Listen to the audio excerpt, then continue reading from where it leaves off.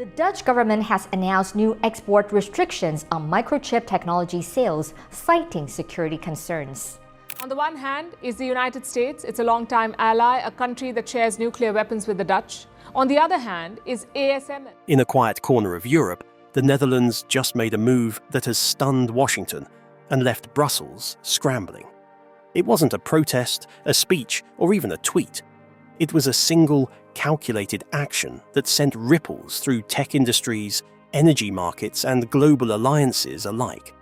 This wasn't just a trade hiccup or a political jab. It was something far more strategic and far more revealing.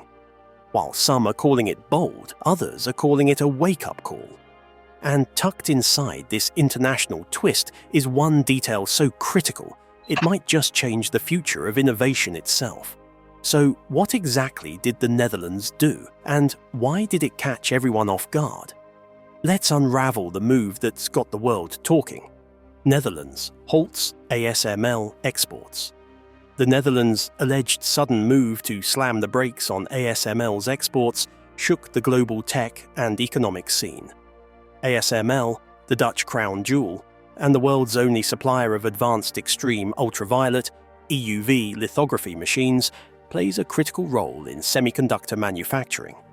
These machines are essential for producing cutting-edge chips used in everything from smartphones to military hardware. By cutting off access to this technology, the Netherlands didn't just disrupt a supply chain, they flipped the table on global expectations around tech cooperation and trade. According to reports, this decision was triggered by a partial revocation of export licenses by the Dutch government, an action reportedly influenced by pressure from the Biden administration. The original shipment, intended for customers in China, was blocked just before it left port, signaling how tightly export control is now entangled with global politics. The move took even the United States by surprise. While Washington had long been used to a constant flow of cutting-edge technology from allies, it now had to confront a glaring hole in its semiconductor strategy. US innovation had depended heavily on ASML equipment, and its sudden absence poses significant threats to national security and economic stability. The Netherlands, traditionally viewed as a trusty and cooperative ally, has made it abundantly clear that even trusted allies might take bold, uncooperative actions when national interest is at stake. The shock reverberated far beyond US borders. It rattled the European Union. The EU, a bastion of collaboration with economic policies and internal solidarity, has been put into disarray by this unilateral act of the Netherlands. Such disruptions called into question the internal assumption that trade and technology flows will remain uninterrupted among EU member states. The Dutch decision starkly reminded everyone that technological assets have now become strategic weapons, and in a fast-changing geopolitical landscape, these may be weaponized by even those countries with a history of free trade. Beyond short-term political ramifications, the halt in exports triggered long tails of economic consequences. Key industries like electric vehicles, consumer electronics, and energy infrastructure suddenly found themselves at the mercy of supply chain uncertainty. ASML machines do not merely build chips, but also inject innovation into other sectors. Their absence created a vacuum that sparked the whole world into a fast-paced reconfiguration of the semiconductor supply chain and production strategies. The Netherlands had spoken, and the world had better listen. Behind the headlines, the Netherlands was playing a far deeper strategic hand. Netherlands' strategic flexing. For decades, the country was known for its open trade policies and strong ties with Western allies. But by unilaterally halting exports of its most advanced semiconductor manufacturing machines, the Dutch government made a bold statement. Technological superiority isn't just an asset, it's leverage. In a world where microchips are the currency of global innovation, the Netherlands flipped the script and turned its crown jewel, ASML, into a strategic tool of national influence. The export halt, which ASML said was due to a change in licensing, was reportedly linked to US efforts to tighten control over tech transfers to China. This context reveals a deeper game. the Netherlands wasn't just flexing on its own. It was navigating intense geopolitical pressure while asserting its own influence. This was a definite, calculated flex. The whole move was within a long-term vision framework. ASML reached the top with a strong reputation based on years of innovation, R&D, and public-private investment. The Dutch government realized that ownership of this truly critical piece of global semiconductor infrastructure afforded it an outsized voice on the world stage. By tightening control over ASML's exports, the Netherlands took control of its own destiny, sending the signal to both allies and rivals that it would no longer tolerate being a passive participant in global tech politics. What rattled the whole framework was that it was exceptionally unexpected. Even the EU found itself grasping at straws. Brussels, where harmony among states is usually an expectation, found itself unable to suppress the Netherlands from breaking ranks and asserting its right to sovereignty. The act revealed cracks in the initial assumption that economic interest will always trump national interest. Such was the conspicuous case of the Netherlands exhibiting that in a technologically charged geopolitical climate, countries prefer control, resilience, and leverage in a way that could disrupt long-standing alliances. The Netherlands was making the point that it is not just about economic development, but rather national leverage in controlling advanced technology for semiconductor manufacturing. The ability to deny access to next-gen chip manufacturing equipment put the Dutch in a position to exert some influence that went beyond the boardroom and into the circles of international back-channel politics. It set a precedent for how smaller nations with critical technologies can stand head-to-head with superpowers. The Netherlands just gave a lesson on how to play hardball in a world where innovation has become the new battlefield. EU left in the dust. The Netherlands' decision to halt ASML exports didn't just stun the US, it rocked the European Union to its core. Brussels, long accustomed to consensus-driven policy and internal economic alignment, was blindsided by one of its own members acting unilaterally. The Dutch move went against the grain of the EU's collaborative approach to major trade and tech decisions, revealing deep vulnerabilities in the bloc's assumptions about internal solidarity and mutual interest. Simply put, no one in the EU saw it coming, and the aftershocks hit hard. Adding to the surprise was the fact that this decision wasn't purely domestic. It was partially driven by US export control rules, revealing how external influence can fracture even the most integrated unions. The Netherlands found itself torn between EU economic norms and US geopolitical strategy, and chose the latter. Even for a union built on shared goals, this was a wake-up call. The Netherlands, known for playing nice within the EU framework, suddenly asserted its national interests with zero warning. By leveraging ASML, a vital piece of the global semiconductor supply chain, as a geopolitical bargaining chip, the Dutch showed that member states aren't afraid to break ranks when the stakes are high enough. The move revealed that even within tight-knit alliances, strategic assets can be pulled off the table when sovereignty takes center stage. This Dutch decision made EU leaders scramble not only to comprehend its motivations, but also to reassess their own strategies towards technology. A long-term plan for many European businesses and governments had depended on relative predictability involving intra-EU cooperation. Now, with one big player going rogue, these plans found themselves in jeopardy. The shock also led the EU to see a troubling reality. Unity in tech geopolitics is not a given. It has to be consciously endeavored, especially when clashes arise between individual actors' national interests and that of the collective. This fracture in the EU demonstrated the necessity of greater flexibility and resilience. The harsh truth was that critical technologies were gradually becoming tools of national strategy. The Netherlands made it clear that it would prioritize control over ASML over established norms of alliance behavior. Therefore, this sent one extremely loud signal not only to Brussels, but around the world. Even in hegemonic arrangements, the rules can shift overnight when a member state considers its strategic edge to be too valuable to share. The EU was left high and dry, and now it is racing to catch up. EVs on ice. The Netherlands' decision also sent an immediate chill through the electric vehicle (EV) industry, a sector that's become synonymous with innovation and the clean energy future. EVs depend heavily on high-performance semiconductors to power critical systems, from battery management and propulsion to autonomous driving and safety tech. ASML's advanced lithography machines are essential in producing these next-gen chips, and without them, the entire EV supply chain faces serious slowdowns and bottlenecks. China, one of the largest EV producers and a key customer for ASML's machines, was among those affected by the license revocation. While ASML downplayed the immediate financial impact, the EV world took it seriously. Losing access to crucial equipment, even for a small number of customers, meant that Chinese automakers would feel the squeeze, potentially delaying EV innovations globally. The timing couldn't have been worse.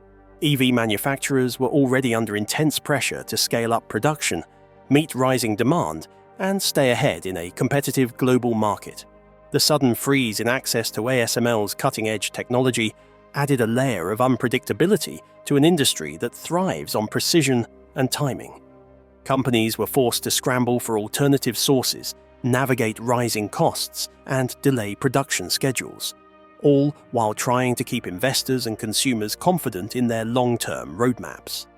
It directly reflected the integration of newly blossoming technology areas with the emergent semiconductor landscapes. Their fate depends on how the following nations will treat them concerning those trade policy changes. The green technologies that in some cases seem protected against old world wars are also very much subject to the strategic maneuverings of nation-states.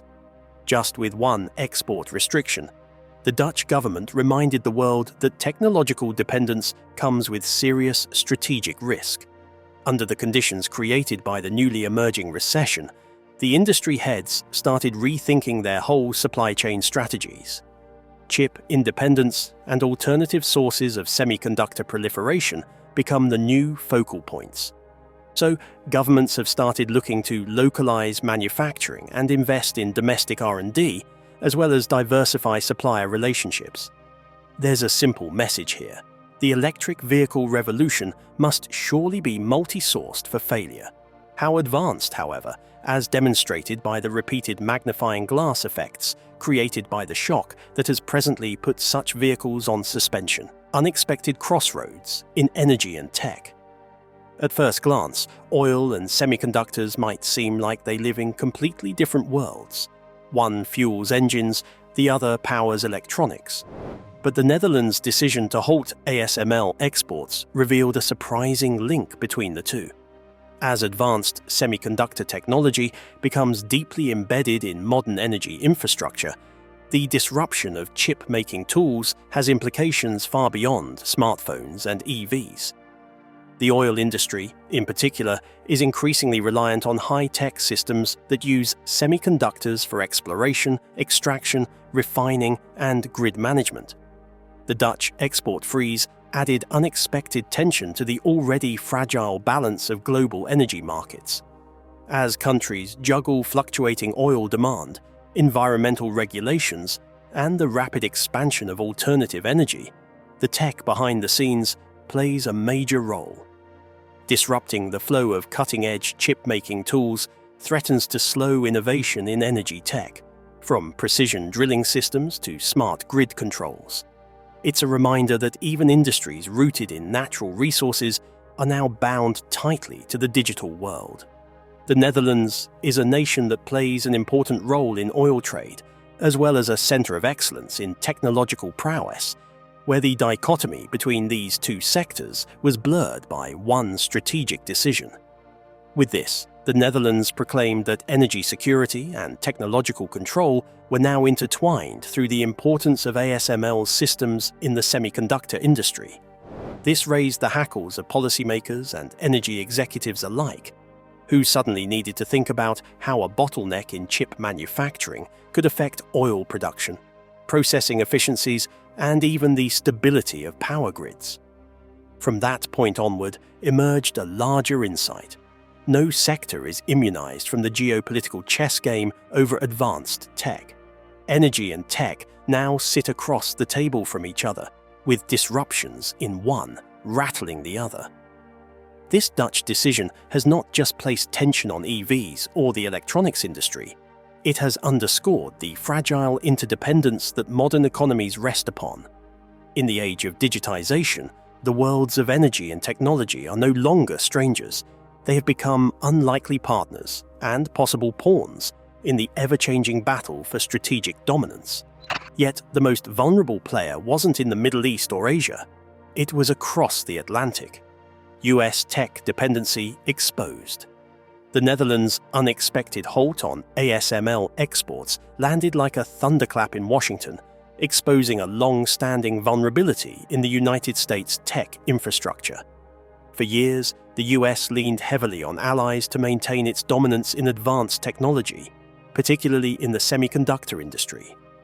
ASML's EUV lithography machines were a cornerstone of this reliance, a vital piece in producing the most sophisticated chips that power everything from national defense systems to consumer electronics. With a single decision, a key pillar of America's technological edge was suddenly pulled away. According to Bloomberg and The Guardian, the US wasn't just reacting to the halt. It reportedly initiated the request to block the shipments to China.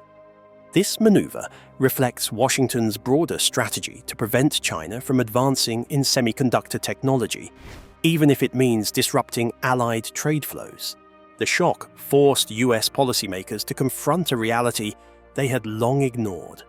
Critical tech supply chains were not just international, they were externally controlled. The US had built an industrial ecosystem assuming a stable, uninterrupted flow of next-gen tools from friendly nations. But the Dutch move shattered that assumption, revealing just how fragile those arrangements were in a world where national interests trump global cooperation. This wasn't just a supply chain issue, it was a national security red flag. In the corridors of power, there were urgent talks about reshoring semiconductor capabilities and hastening domestic R&D efforts. The assumption that America could outsource the most sensitive components of its technology without risk was suddenly found wanting. The Netherlands' action was not hostile, but rather strategic, and it made one thing abundantly clear.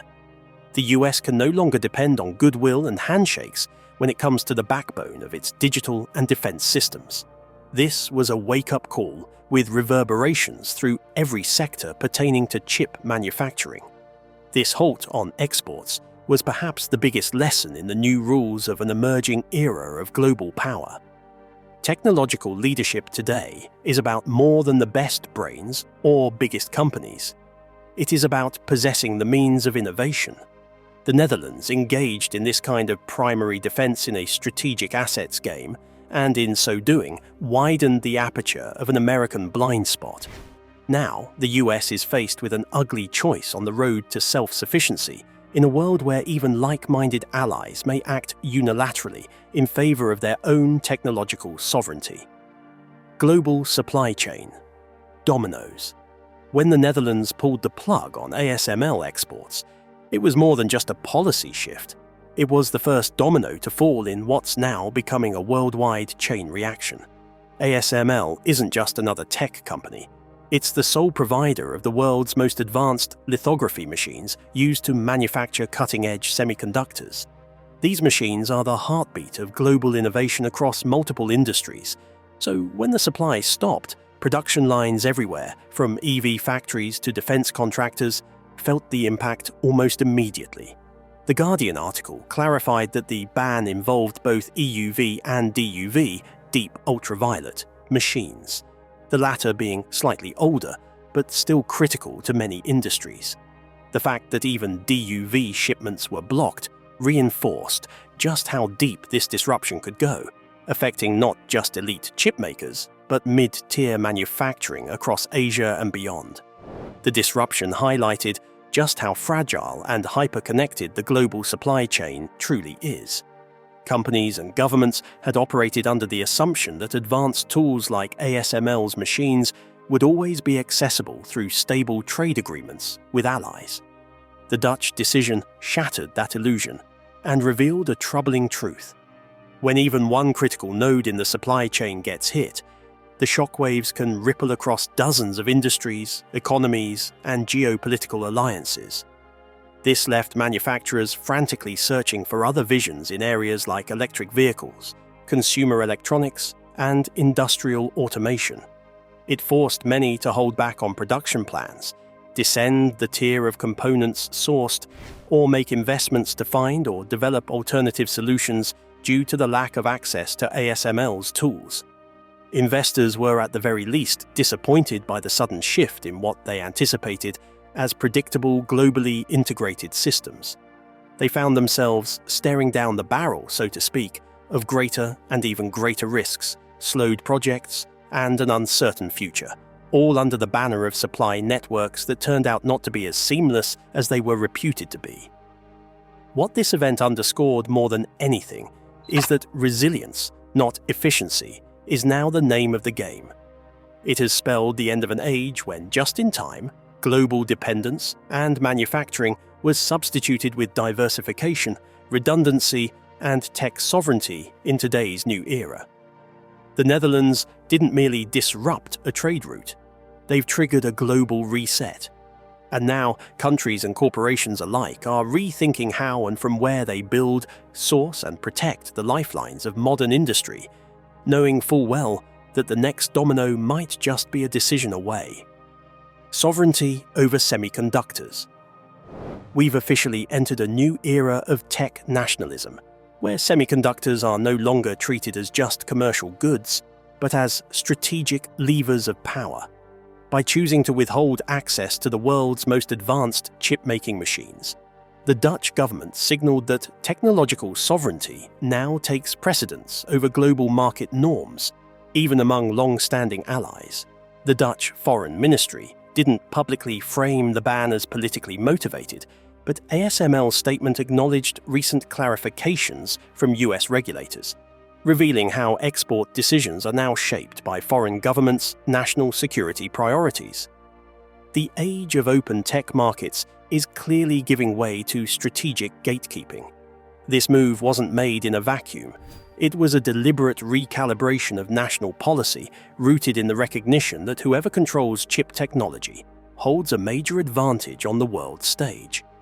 ASML, a company built through decades of innovation and public-private investment, had become the crown jewel of Dutch industry, and the government wasn't about to let that kind of leverage slip through its fingers.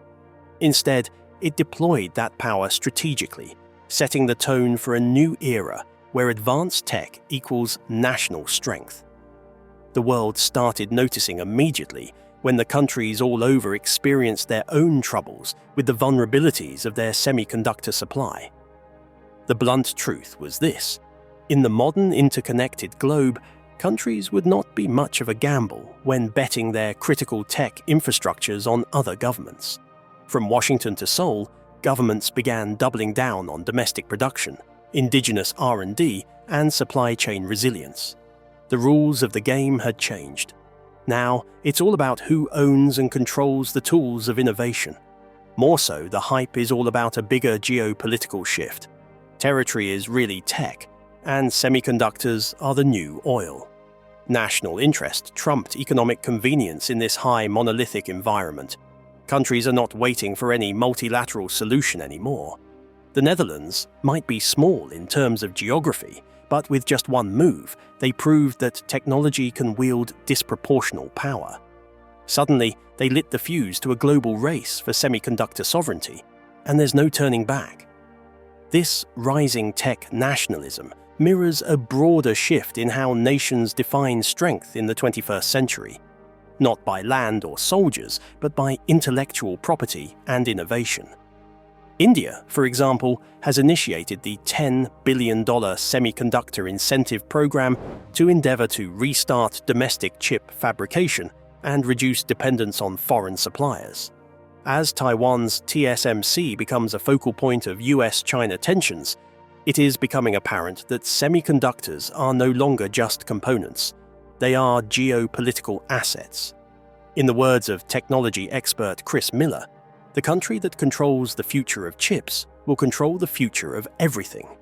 Race for independence. The Netherlands' move to block ASML exports didn't just spark temporary disruption, it ignited a worldwide push for semiconductor self-sufficiency. For years, nations have relied on a small group of suppliers for advanced chip-making tools, but this decision laid bare the serious strategic risks tied to that reliance. Now, major economies like the US, China, South Korea, and members of the EU are scrambling to build up their own silicon muscle by accelerating domestic manufacturing, investing in R&D, and fortifying supply chains that were once taken for granted. China, the most directly affected by this move, publicly condemned the decision as hegemonic and bullying behavior. This rhetoric points to growing tech nationalism, not just in Western democracies, but in China's intensified push to develop homegrown alternatives to ASML's equipment and decouple from Western supply lines altogether. Industry leaders and governments alike are rethinking everything. The shock has prompted a surge in capital flowing toward new production hubs, next-generation lithography, and alternative chip-making techniques that could one day rival ASML's dominance. Tech companies that once relied on predictable, integrated global networks are now pouring resources into localized operations and strategic partnerships with emerging players.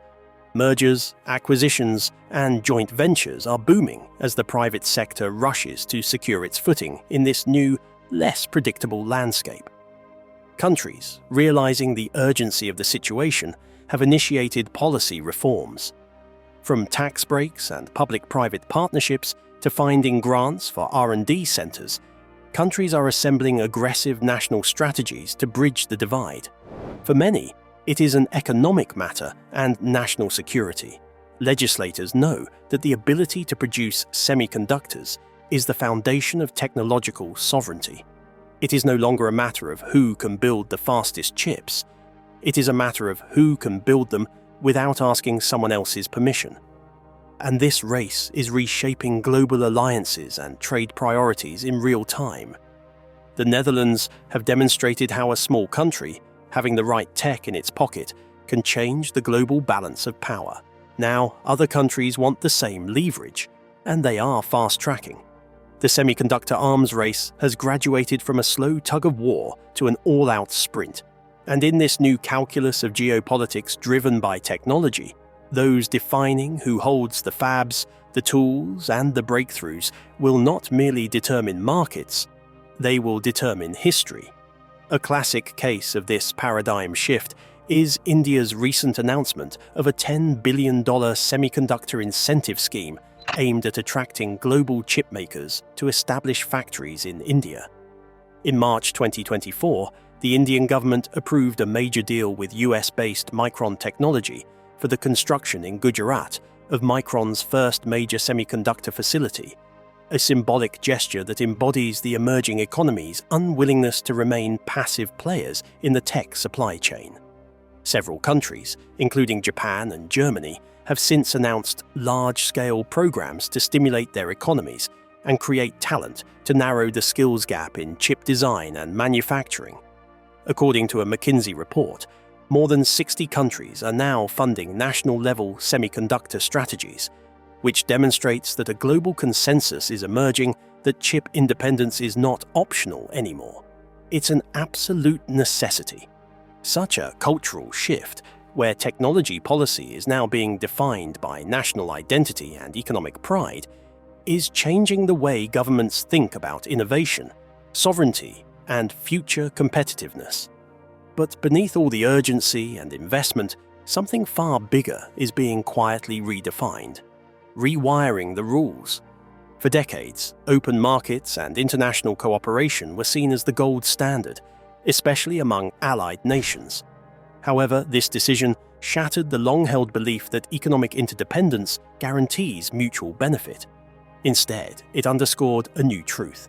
In today's high-stakes tech landscape, national interest comes first, and even trusted partners can pivot without warning. The Guardian article revealed that the export restrictions were not entirely a Dutch initiative. They were influenced by recent US policy shifts. Specifically, Biden's 2023 rules aim to block even non-US companies from exporting tech that included American parts, or IP, illustrating how new regulations are bending international commerce to serve strategic agendas. This wasn't just an export restriction, it was a full-blown paradigm shift. The Dutch government made it clear that strategic technologies like semiconductor tools are not just tradable goods, they're assets of national power. This redefinition forced countries around the world to re-evaluate their trade assumptions. Alliances that once seemed bulletproof are now being tested under the pressure of competing priorities, and governments are scrambling to adjust policies to reflect a world where trust can't be taken for granted. Now, trade has gone very personal, strategy-wise and not in emotion, from the universal to the personal. From free trade and globalization, we are now looking at who controls what and whether that control strengthens, or rather thwarts, a nation's sovereignty. The regulations are realigning, cost-effectiveness takes a back seat to national security, and cross-border exchanges are viewed through a geopolitical lens. The Netherlands has successfully pressed the reset button. The world is now becoming accustomed to a new operating system. Emerging is a trade landscape that is highly fragmented but self-aware. Resilience is beginning to matter just as much as reach, countries are realizing. The reaction to the Dutch move has given rise to strong discussions about diversification, redundancy, and the importance of building redundancies to ensure that there are safeguards from unforeseen shocks. The message is clear: the global trade game has changed, and the new rules require agility, foresight, and willingness to place strategic autonomy on guard against outdated economic dogma. The future of trade. It's not just business anymore, now it's personal. This shift symbolizes something more profound concerning how countries view one another in economic cooperation. The transition into the post-Cold War period ushered in globalization as a magic potion unifying the worlds.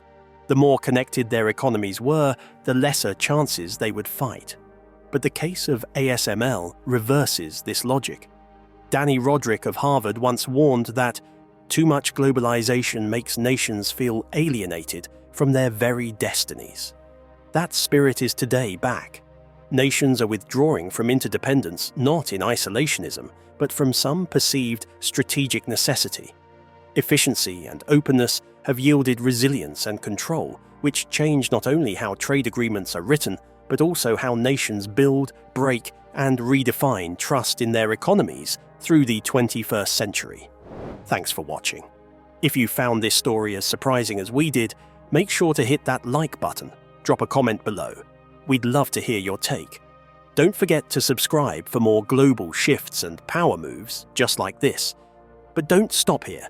There's another video waiting for you right on the screen. Click it now to keep the momentum going and explore the next big story that's changing the game. We'll see you there.